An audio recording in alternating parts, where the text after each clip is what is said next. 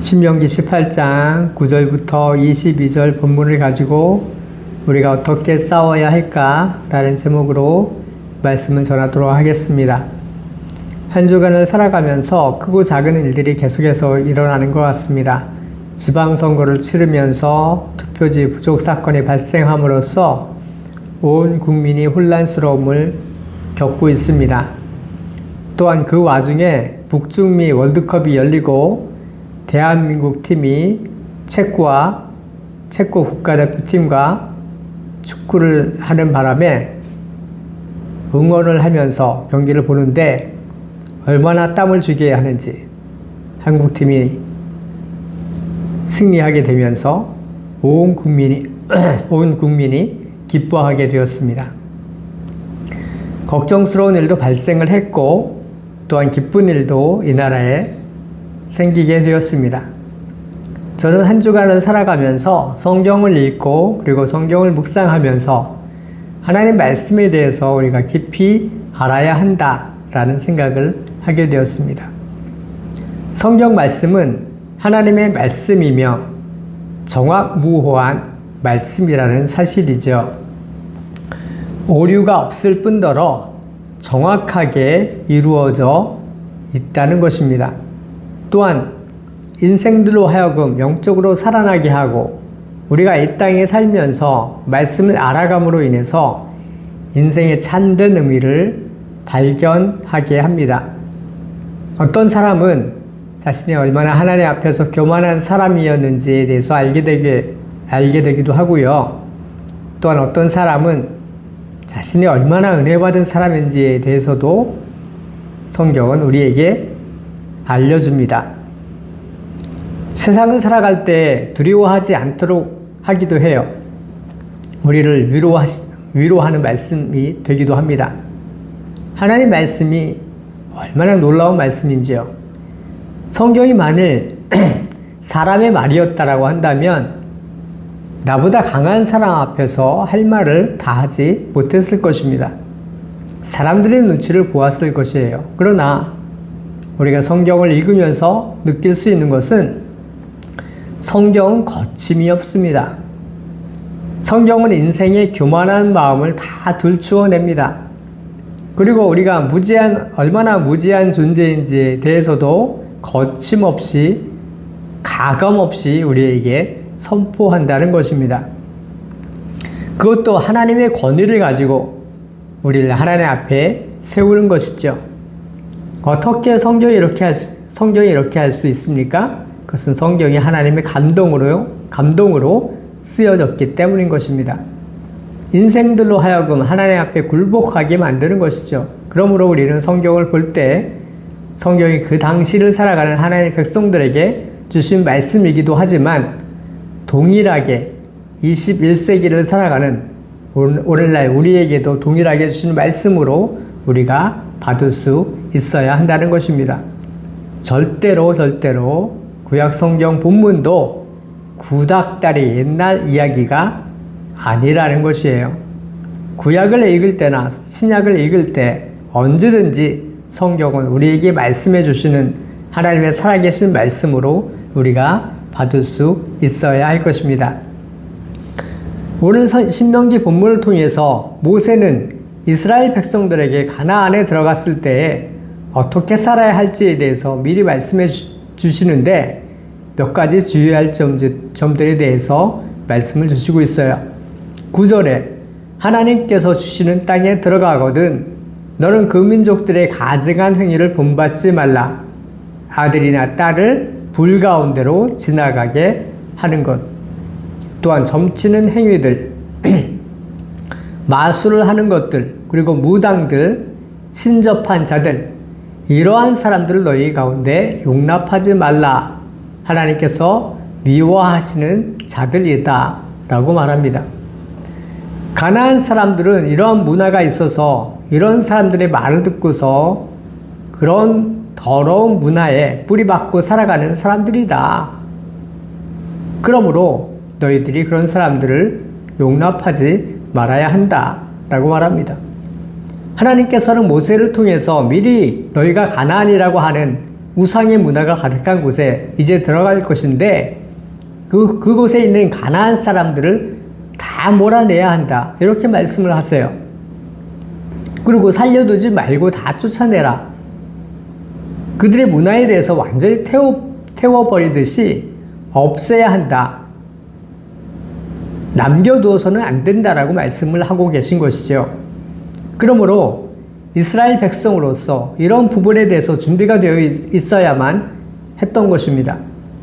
만일 이 부분이 준비가 되지 않는다면 이들 역시도 정체성을 잃어버리기 때문에 가나안의 악한 문화가 하나님의 백성으로서의 정체성을 잃어버리게 만들기 때문에, 그렇다면 이 말씀을 오늘날 현대를 살아가는 성도들에게 어떻게 적용시킬 수 있을까?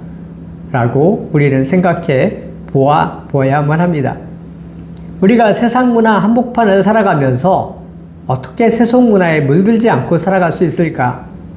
고민되는 부분이 아닐 수가 없을 것입니다. 오늘날 우리 시대의 문화를 분별하고 그 위험성을 그리스도인들이 반드시 알아야만 한다는 것이지요. 그리고 문화 전쟁을 선포할 수도 있어야 할 것입니다. 기독교인으로서 오늘날 매스미디어를 통해서 우리에게 알게 모르게 주입되는 세속 문화가 강력하게 우리의 정신세계를 파괴할 수 있다는 사실을 우리가 잘 익히 잘 아는 바이지요. 오늘날 우리에게 유혹이 되는 것들이 참 많이 있는 것 같아요. 그러므로 오늘날 그리스도인으로서 문화전쟁을 선포하면서 살아야 우리가 죽지 않고 영적으로 죽지 않고 살아날 수 있다. 저는 이렇게 말하고 싶습니다. 제가 하는 말이 그렇게 심한 표현이 아니라고 저는 생각을 합니다. 사람들은 이렇게 생각해요. 재미로 운세를 본다거나 이런 게 뭐가 잘못됐어? 또한 신년이 되었는데 점을 한번 봐볼까? 이런 유혹들이 교회에 다니는 사람들에게도 찾아올 수 있다는 것입니다. 어떤 기독교 잡지를 보니까 기독교인들 중에 상당 부분이 점집에 가서 점을 본다는 통계도 이미 나와 있어요. 저는 그것을 보고 나서 엄청 충격적인 통계다라는 생각을 했는데요. 텔레비전을 우리가 보다 보면 무당이나 점집에 가서 점을 보는 것 같은 것들을 코미디언이 나와서 비슷하게 그렇게 설정해 놓고서 재미있게 이렇게 만들어 놓은 프로그램이 있는데요. 아주 친근하게 만들어 놓았죠. 이수근 씨나 서장원 씨 같은 그런 프로그램 같은 것을 보다 보면 점집에 가는 것에 대해서 전혀 어색하지 않게 만들어 버리는 그런 전략들을 이 악한 시대가 사탄이 사용하고 있지 않나 라고 저는 생각을 합니다. 그러면서 점점 더 우리의 생각을 흐리게 만드는 것이에요. 그런 공격을 하고 있을 수 있습니다. 그런 것은 흥미로 하는 거니까 할 수 있는 거 아니야? 이런 생각으로까지 발전할 수 있다는 것이죠. 오늘날 우리 문화를 보면 술 취하는 것은 뭐 아무것도 아니고요. 또 약물을 남용하기도 하고 수면제를 과다 복용하기도 하고 드라마와 영화 같은 것들을 보면 트랜스젠더 문화를 미화시키기도 하고 동성애를 좋은 것으로 포장을 하는 것은 이미 우리가 잘 알고 있는 위험성입니다. 이런 현상이 너무나 우리 문화 가운데 뚜렷하게 나타나고 있습니다. 그리스도인들이라고 하는 말은 하면서도 아무런 생각 없이 대중매체에 빠져서 살면서 세상 사람들이 마시고 있는 문화를 그대로 마시고 세상 사람들이 생각하는 사고방식을 비판 없이 그대로 받아들이고 있는 그런 삶을 우리가 수십 년간 아무런 비판의식 없이 살고 있다라고 한다면 어느새 그것이 자신의 생각이 되기 너무나 쉽다는 것입니다. 오늘 본문은 가나안에 너희가 들어갔을 때 그들을 완전히 몰아내고 그들의 문화를 파괴해버리라고 하나님께서는 그렇게 경고하고 있는 것입니다. 씨를 말려 버리라고 하시는 것이에요. 하나님이 싫어하시는 것이라고 말씀하고 있어요. 그런데 우리는 어떻게 합니까? 그냥 방치해 두고 그들과 함께 뒹굴면서 다 마시고 다 섭취하면서 먹고 마시고 거기에서 뒹굴면서 그들과 함께 살아가고 있어요. 가수들이 부르는 노래들과 가사들이 얼마나 세속적이고 반하나님적인 것인지 우리가 분별하지 못하면서 우리의 대중문화 스타들이 얼마나 반기독교적인 정서를 가지고 있는지 그런 사람인지도 모르고 그냥 겉모양만 보고서 그들을 신처럼 따르고 추종하는 그런 현상이 우리 문화 가운데 나타나고 있습니다. 그러나 이런 현상 뒤에 나타나는 것은 우리의 정신세계가 심각하게 파괴되고 있다는 사실입니다. 우리는 전혀 인식하지 못한 채 하나님 말씀인 성경보다 먼저 받아들인 문화로 인해서 복음을 밀쳐내는 현상이 우리 안에서 내적으로 나타나고 있을 수 있다는 것이죠.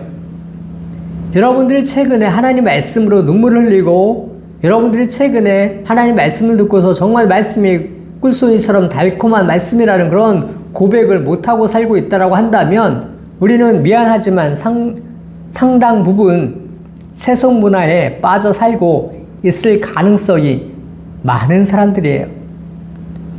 그러므로 하나님의 말씀을 듣고서 그 말씀이 여러분의 심령을 일깨우지 못하고 있을 수도 있다는 것입니다. 사실은 설교 말씀을 듣고 가슴이 뛰어야 하는 게 정상인 것이죠. 설교 말씀을 듣고 하나님의 말씀을 듣고 힘이 나서 한 주간을 내가 하나님 앞에서 두 주먹 불끈 쥐고 내가 하나님께 헌신하면서 살아야 되겠다라고 결심하고 교회 문을 나가는 것이 정상이죠.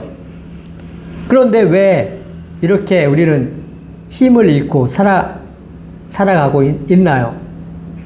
우리 시대 문화가 우리로 하여금 말씀에 정상적으로 반응하지 못하게 하는 그런 원인으로 작동하고 있다는 생각을 합니다. 그런 의심 해본 적 없나요, 여러분? 반드시 우리는 그런 생각을 고민을 해보아야 합니다.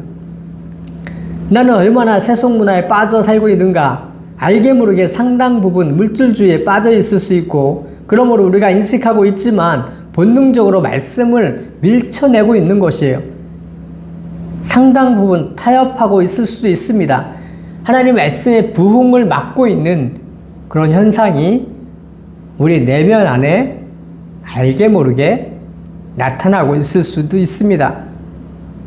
우리가 하나님 앞에서 눈물 흘리지 못하게 하고 주를 위해 헌신하지 못하게 하는 것, 그러므로 우리는 문화 전쟁을 각오하면서 우리가 이 악한 문화 안에서 살아남기 위해서 전쟁에서 사탄과 영적인 전쟁에서 승리하기 위해서는 문화 전쟁을 각오하면서 살아야만 합니다. 두 번째, 오늘 본문을 통해서 우리가 알 수 있는 것은 하나님은 말씀 사역자를 통해서 말씀하신다는 사실입니다. 15절인데요. 내 하나님 여호와께서 너희 가운데 내 형제 중에서 너를 위하여 나와 같은 선지자 하나를 일으키시리니 너희는 그의 말을 들을지니라. 구약시대에는 선지자를 통해서 말씀하셨어요. 신약시대에는 목사와 설교자를 하나님께서 부르셨습니다. 구약시대에는 이스라엘 백성들이 하나님을 직접 보면 살아남지 못한다는 사실을 그들이 알고 있었던 것 같습니다. 그래서 굉장히 하나님을 두려워했었지요. 하나님 당신이 직접 우리에게 말씀하시지 마십시오 라고 백성들은 그렇게 말했어요. 하나님께서 천둥 가운데 번개를 치시면서 말씀하시는 분처럼 그들이 느꼈던 것일지도 모릅니다. 이스라엘 백성들은 거룩하신 하나님을 향한 두려움을 가지고 있었습니다. 그러므로 제사장이나 하나님과 백성들 사이에 어떤 민족의 지도자들이 필요하다는 인식을 그들은 가지고 있었습니다. 그러나 신약시대에는 제사장이나 이런 존재가 필요하지 않고 직접 하나님께 나아갈 수 있는 예수 그리스도로 인해서 그런 특권을 얻었다고 우리가 알고 있습니다. 그래서 만인 제사장설 그런 이야기를 하죠. 우리가 직접 예수 그리스도의 중보자를 통해서 하나님께 나아갈 수 있습니다. 물론 그것은 틀린 표현은 절대로 아닙니다. 그럼에도 불구하고 하나님께서는 오늘날 현대 그리스도인들을 위해서도 하나님의 말씀을 전할 수 있는 목회자를 세워주셨다는 것입니다. 우리는 이런 부분들을 반드시 기억해야만 합니다. 성경 에베소서 4장 11절에 그가 어떤 사람은 사도로, 어떤 사람은 선지자로, 어떤 사람은 복음 전하는 자로, 어떤 사람은 목사와 교사로 삼으셨으니 라고 성경은 말씀하고 있습니다.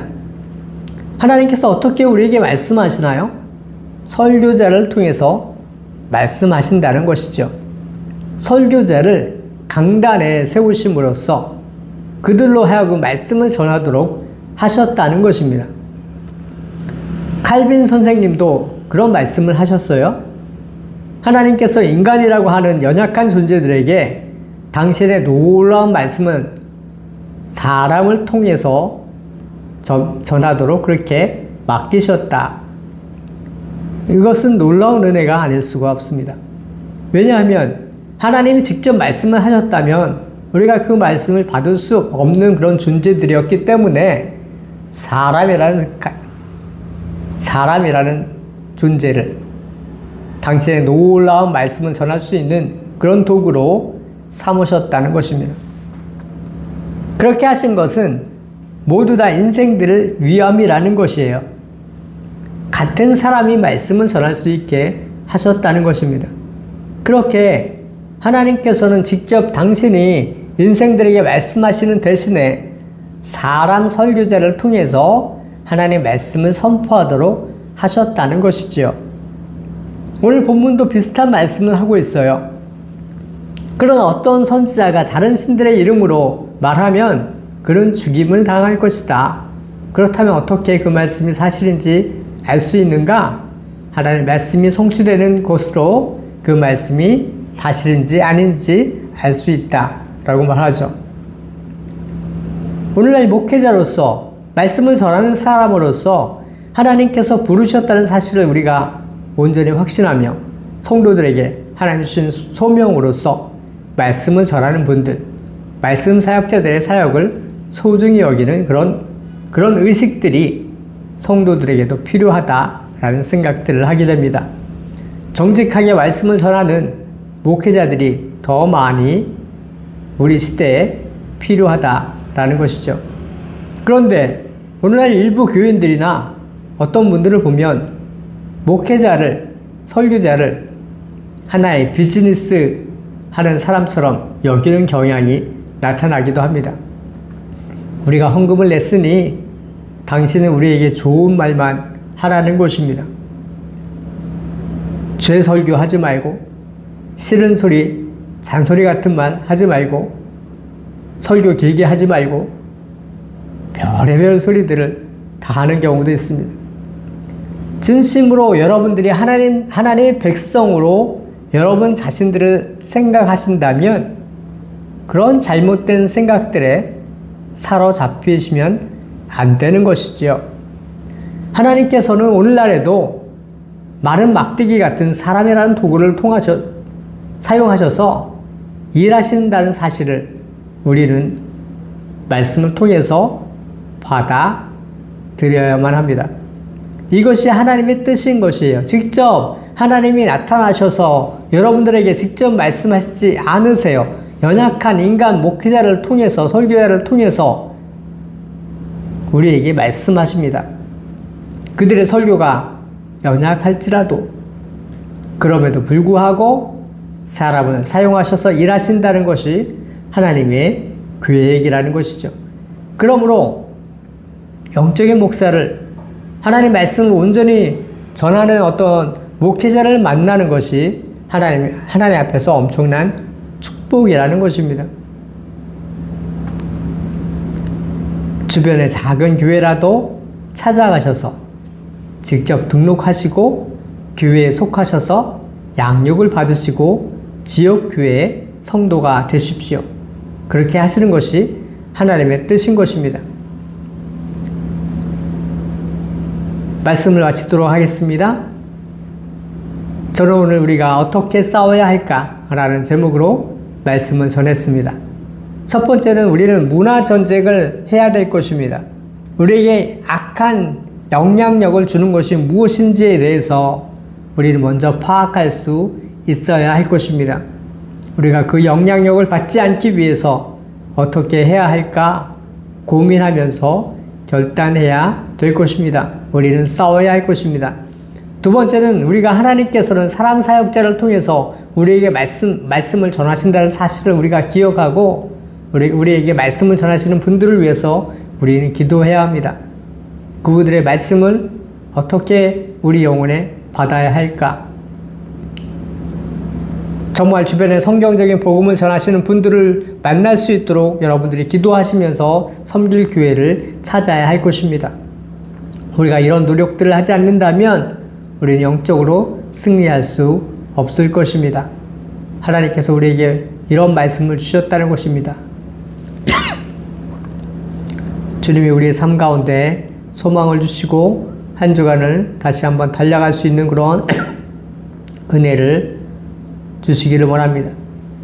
하나님께서 도우시는 손길이 여러분들 가운데 있어지게 되기를 간절히 바랍니다. 기도하도록 하겠습니다.